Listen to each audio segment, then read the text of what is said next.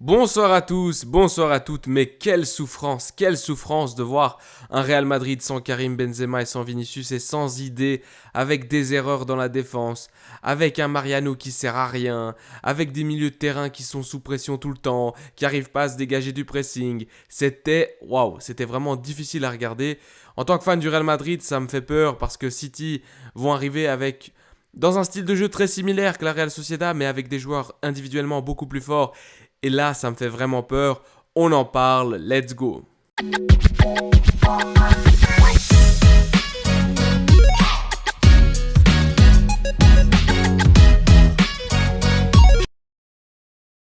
Le Real Madrid qui se présentait sur le terrain avec le 11 que vous voyez à l'affichage. Un 11 avec des joueurs de qualité en tout cas sur le papier. Courtois, Militao, Tchouaméni, Kroos, Rodrigo. Et on se dit, tout va bien se passer. Le Real Madrid va faire un match sérieux. Et en fait, pas du tout. Le Real Madrid a été surpassé au niveau du pressing, au niveau tactique. Et surtout, Mariano, j'ai mis un fantôme parce que Mariano a été transparent durant tout le match. Ce joueur-là ne doit pas rester au Real Madrid. Il ne va pas rester évidemment. Mais ça fait vraiment mal de le voir jouer ici parce que quand on joue avec Mariano, eh bien, ce soir, en plus, Marco Asensio n'a pas été du tout productif. Eh bien, on se retrouve avec le Brésilien Rodrigo sur son côté gauche qui normalement est censé l'aider puisque c'est son côté préférentiel, mais aujourd'hui il devait tout faire et c'était vraiment compliqué pour lui. Le 4-1-4-1 de la Real Sociedad a vraiment bien fonctionné contre le Real Madrid, surtout au niveau du pressing comme j'ai dit, mais évidemment au niveau de l'attaque avec Mikel Merino qui redescend pour aider et qui fait des tacles et des fautes intelligentes, un peu à la Casemiro à l'ancienne, des fautes assez dures mais précises, à la limite du jaune, même s'il aurait dû se prendre jaune quand même, et que l'arbitrage, encore une fois, comme on est en Espagne, eh bien, n'a pas été de qualité. Kubo, qui était l'un des joueurs qui appartenait au Real Madrid, eh bien, nous a mis un but, donc juste ça, c'était la cerise sur le gâteau. David Silva, et je sais pas quel âge il a, ce joueur, s'il a 37 ans ou plus, en tout cas, ça c'est sur le papier, encore une fois, parce que David Silva, eh bien, il a l'air d'avoir 22 ans, il joue très très bien au football et puis il m'a mis un PTSD un peu parce qu'il a joué à City et à chaque fois que je le voyais toucher le ballon je m'imaginais Grealish, je m'imaginais Kevin De Bruyne et franchement ça fait peur. Oyarzabal évidemment, le numéro 10 basque qui est très très très fort et même Sorlos qui a fait un très très bon match de football. En ce qui concerne les occasions, je vais pas toutes les dire parce que j'ai noté énormément de choses, mais en gros, j'ai mis à la 14e minute gros raté de David Silva, mais il y avait hors-jeu. À la 15e, corner, le ballon est dévié par un joueur de la Real Sociedad, je ne sais plus c'était qui, et il s'écrase sur la barre transversale. Donc là, c'était une grosse occasion pour la Real Sociedad manquée. C'était déjà un premier avertissement. Ensuite, on a eu plusieurs autres possibilités, des courses de Rodrigo de son axe de la gauche vers l'axe central, il proposait des courses, il a proposé des frappes de loin, plusieurs joueurs du Real Madrid ont proposé des frappes de loin, même je crois Tchouaméni, il a eu des grosses fautes comme j'ai dit de la part de Mikel Merino qui n'ont pas vu jaune tout de suite et je pense que là ça aurait pu aussi changer la physionomie du match, mais bon le Real Madrid qui s'est fait surpasser dans les grandes lignes.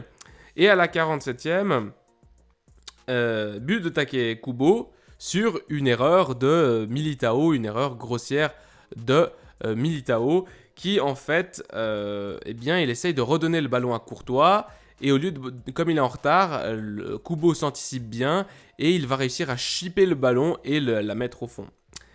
Ensuite, la deuxième mi-temps, c'était très pauvre. On a eu une expulsion, c'était à la 61e minute, une expulsion de Carvajal parce qu'il prend un deuxième jaune. C'est un tacle un petit peu à retardement, mais Carvajal touche le ballon. Il touche d'abord le cuir, mais ensuite le tacle est un petit peu trop fort. Il met beaucoup trop d'intensité dans son tacle et je crois qu'il finit par toucher la cheville du joueur et donc l'arbitre lui met un deuxième jaune. Alors jaune, je ne conteste presque pas parce que l'entrée était assez violente quand même s'il touche le ballon en premier. Par contre, le premier jaune que s'est pris Carvajal, là, pour protestation plus tôt dans la partie, il n'aurait jamais dû le prendre. Et je pense que là, c'était un petit peu trop le double jaune, mais ça, c'est encore une fois mon avis. Et ensuite, à la 85e, eh bien, Ander Berenchea qui nous fait un crochet du droit, frappe premier poteau, très sèche. et but 2-0. Et à partir de là, j'ai arrêté de regarder le match parce que ça servait à rien. Courtois qui a fait quelques beaux arrêts également parce que sinon on serait pris plus de buts. Et franchement, c'était un match un petit peu difficile pour le Real Madrid. Je vais donc donner mon opinion sur les statistiques et sur les choses à retenir. Au niveau des statistiques, j'aimerais revenir sur certains points, notamment le fait que la possession est équilibrée, mais qu'elle ne reflète pas ce que les deux équipes ont fait avec le ballon. La Real Sociedad, de son côté, a été très productive. Elle a montré pas mal de choses au niveau offensif, des percées, des passes en profondeur pour les ailiers, surtout Kubo, des passes entre les lignes. Et le Real Madrid, quand il avait le ballon, il ne savait pas quoi faire parce que Mariano était inexistant. Et ensuite, quand il a décidé de faire rentrer Alvaro Rodriguez, déjà il l'a fait rentrer beaucoup trop tard. Et eh bien, il aurait dû jouer depuis le début, évidemment. Eh bien, lui aussi était un petit peu perdu. Il y a aussi Arribas, Sergio Arribas qui est rentré, des jeunes de la cantera du Real Madrid, parce que le match était perdu. Mais tout simplement pour dire que les stats peuvent être trompeuses. Au niveau des tirs, la même chose, tir total légèrement une unité de plus pour le Real Madrid, une unité de plus aussi pour le tir cadré, mais le Real Madrid qui n'a pas été du tout dangereux dans ses frappes alors que la Real Sociedad a eu beaucoup d'occasions, surtout cette transversale, et puis d'autres occasions ils auraient pu marquer si ce n'était pas des énormes interventions de Courtois. Et je ne vous ai pas fait tout le résumé parce que sinon, si je vous fais tout le résumé, eh bien la vidéo dure 30 minutes parce qu'il y a eu beaucoup d'actions justement dangereuses de la Real Sociedad. Au niveau des fautes, j'aimerais noter quelque chose. Le Real Madrid qui a pris beaucoup de cartons jaunes. 5 cartons jaunes, un carton rouge. L'expulsion, elle est un petit peu... Voilà. Il se prend un deuxième carton jaune. Le premier, il n'aurait jamais dû se prendre. Il proteste, il va vers l'arbitre. Et en plus, il a raison. Mais bon, il ne faut pas protester. Il a raison. Parce que c'est lui qui reçoit une faute. Une faute à répétition, je crois, d'un même joueur. Il demande le carton. L'arbitre ne lui donne pas. Il rouspète, il proteste. Et l'arbitre donne le carton à la place de donner au joueur qui a fait la faute sur Carvajal, il donne le carton à Carvajal. Bon, ça c'est la première faute. Et la deuxième, c'est sur un tacle, il touche le ballon, mais ensuite, le tacle est assez fort au niveau de l'intensité. Et du coup, eh bien, il se prend le deuxième jaune. Carvajal, d'ailleurs, qui ensuite, sur les réseaux sociaux, sur Instagram, a mis un fond noir avec un smiley en train de rigoler comme ça. Genre, c'est quoi cette Liga complètement, disons, corrompue par l'arbitrage?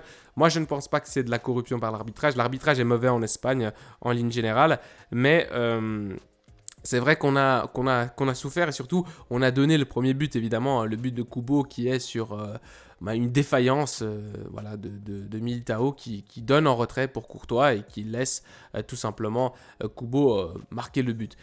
Et du coup, je m'éloigne des statistiques. Qu'est-ce que je voulais dire d'autre? Eh bien, là, en bas, dans le tableau du bas, vous voyez qu'au niveau des grandes chances, eh bien, on voit quand même que la Real Sociedad domine avec une frappe sur le poteau, 6 tirs dans la surface, alors que le Real Madrid a que 4 tirs dans la surface, donc moins, et beaucoup plus de tentatives en dehors de la surface. Ça veut dire aussi qu'on a un manque d'idées, on n'arrive pas à percer des lignes, on n'arrive pas à créer du jeu associatif entre les différentes zones du terrain, entre le milieu de terrain et l'attaque.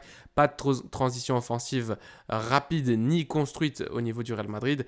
Et du coup, on voit que l'absence de Benzema et de Vinicius ces deux absences ont beaucoup pesé sur le jeu du Real.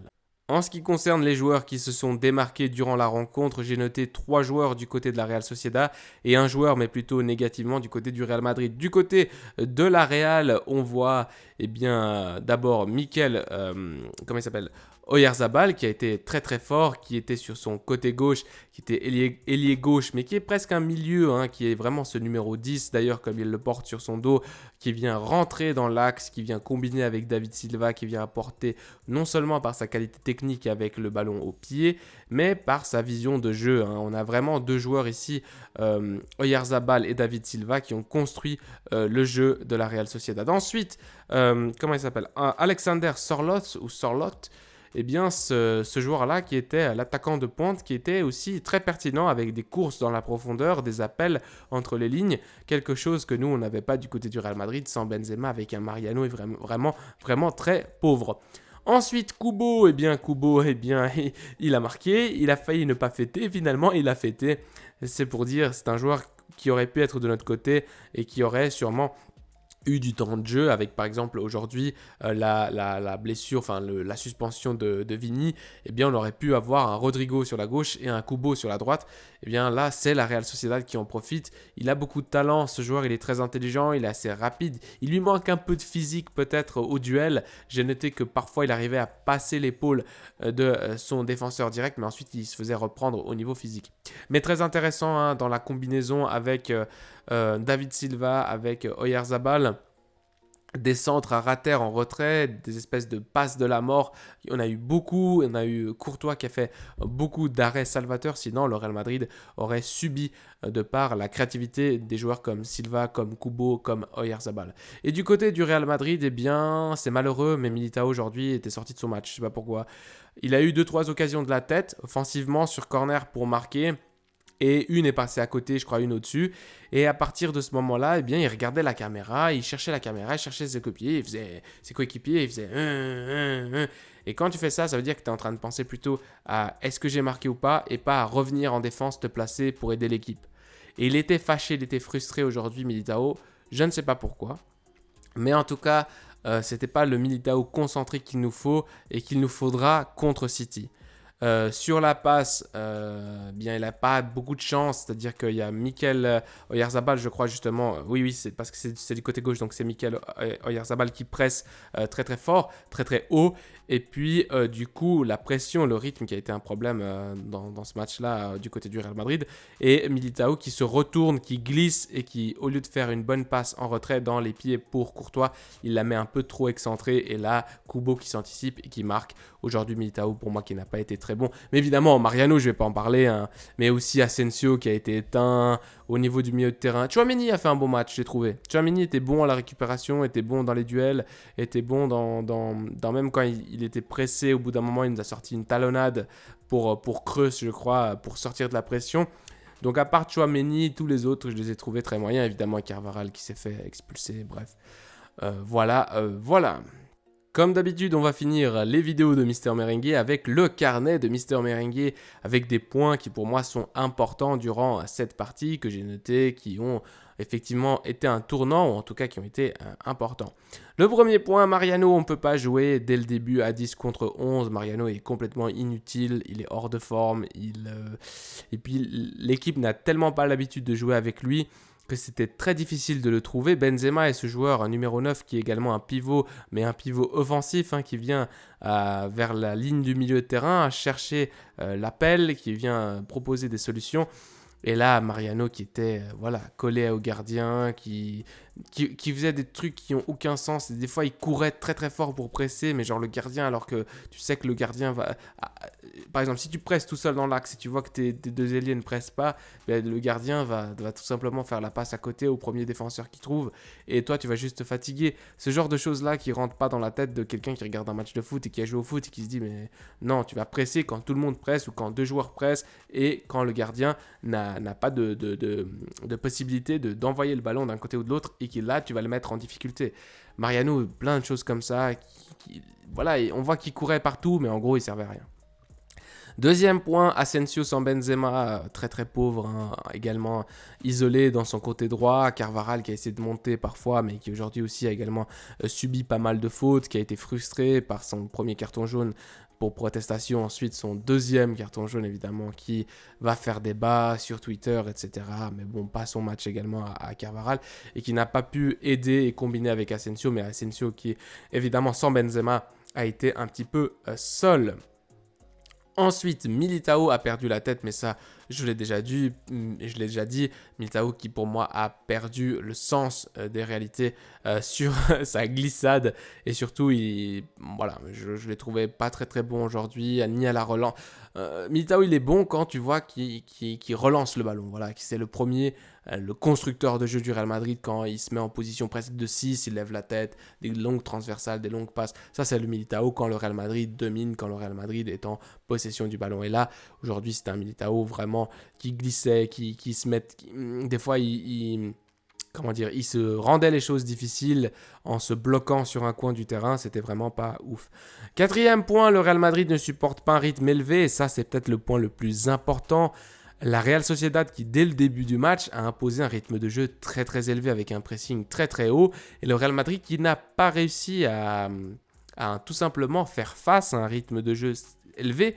On sait que le Real Madrid aime jouer avec un style de jeu lent, avec des Kroos, avec des Modric. Et quand il y avait Casemiro, avec Casemiro, même avec Tchouaméni, etc. Un jeu plus posé, à faire tourner le ballon, à construire doucement. Et ensuite, sur une ou deux passes, transition offensive, Vinicius, Benzema, Rodrigo, but. Et là, c'était vraiment pas le cas. Ils n'ont pas du tout réussi à combler et en fait faire face au jeu imposé, surtout du jeu associatif très rapide dans les demi-espaces de toute la ligne, je dirais du milieu offensif, voire toute la ligne d'attaque parce qu'ils jouent en 4-1-4-1, la Real Sociedad, qui a imposé un rythme et un pressing beaucoup trop haut pour le Real Madrid. Ça fait un peu peur parce que Manchester City, ça va être ça, mais avec des joueurs avec de la qualité en plus, comme De Bruyne, comme Grealish, comme Haaland. Et si tu pardonnes, si tu n'arrives pas à au moins arriver au même niveau en termes d'intensité, tu vas perdre le match. Et finalement, Kubo qui était un joueur qui, pour moi, aurait dû ou devrait être dans cette équipe du Real Madrid à la place des Mariano, à la place je sais pas moi, des Nazar qui ont coûté 140 millions et des choses comme ça. Et Alvaro Rodriguez, pourquoi il n'est pas titulaire aujourd'hui? Ancelotti, je ne sais pas si on va lui poser la question en conférence de presse post-match que je vais traduire demain. Ne vous inquiétez pas, je serai là évidemment pour traduire cette conférence post-match. Mais évidemment, Alvaro Rodriguez qui avait montré en quelques minutes qu'il était excellent. En tout cas, moi je l'avais adoré contre Osasuna il y a déjà quelques mois. Et ensuite, on ne l'a plus jamais revu. Il jouait avec le Castilla de Raúl. Évidemment, il joue avec l'équipe B et qui fait une très bonne saison. Mais là, pourquoi tu ne le mets pas depuis le début? Pourquoi tu mets Mariano? Tu sais que Mariano est fini. Enfin bref, je vais vous laisser là parce que sinon la vidéo va faire trop... Elle va être trop longue la vidéo, comme d'habitude. Mais je vous laisse. Ça fait peur un peu en voyant le match de Manchester City qui va arriver. Et également la finale de la Coupe du Roi samedi.